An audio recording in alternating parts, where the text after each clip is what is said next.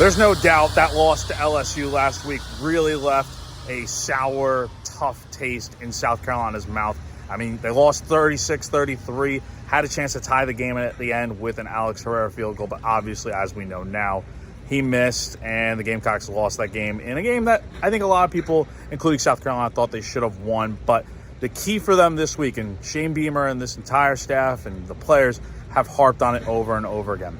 Don't let it linger.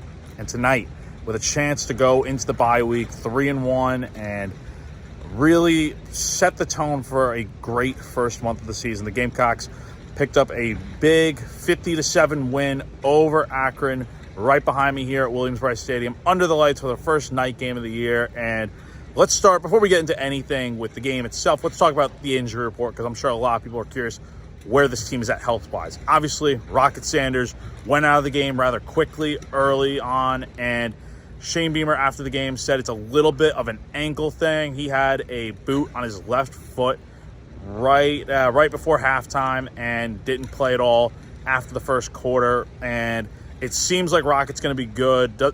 Shane doesn't expect it to be a long-term thing at all, and should be good to go as the Gamecocks head into the bye week. Obviously, Lenore Sellers is another guy to keep an eye on because he didn't play at all tonight. We'll get into Robbie Ashford here in a second.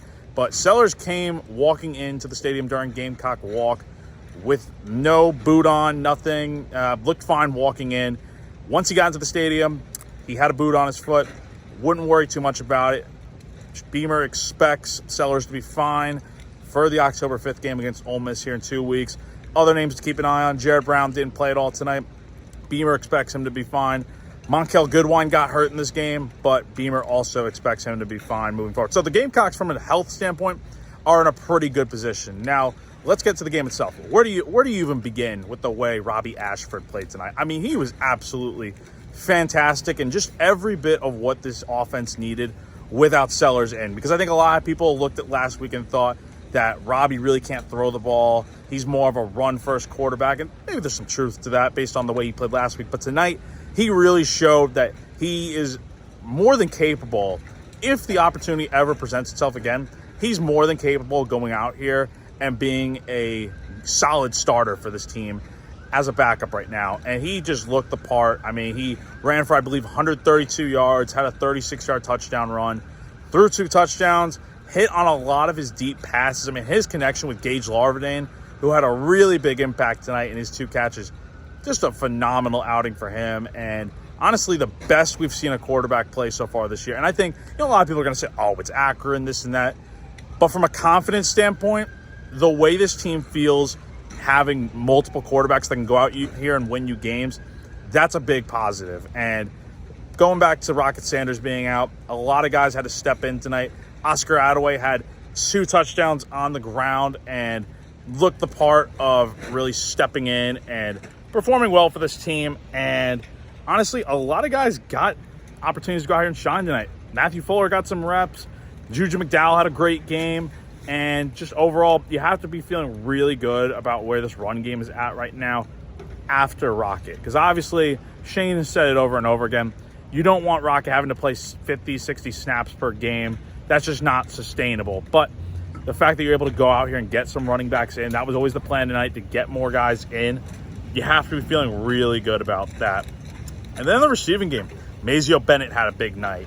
Larvadain, like I said, had a good game. I mean, it feels like so many different guys got involved tonight to where it's like, you can feel good about what you have moving forward. And I think this team is in a good spot offensively. Defense, obviously, there's not much to say. They were fantastic once again tonight, holding Akron to 7 points. The only mistakes that I really noticed, Judge Coyer right at the end of the first half, he kind of got beat on what was a 42-yard touchdown for the Zips on a pass play.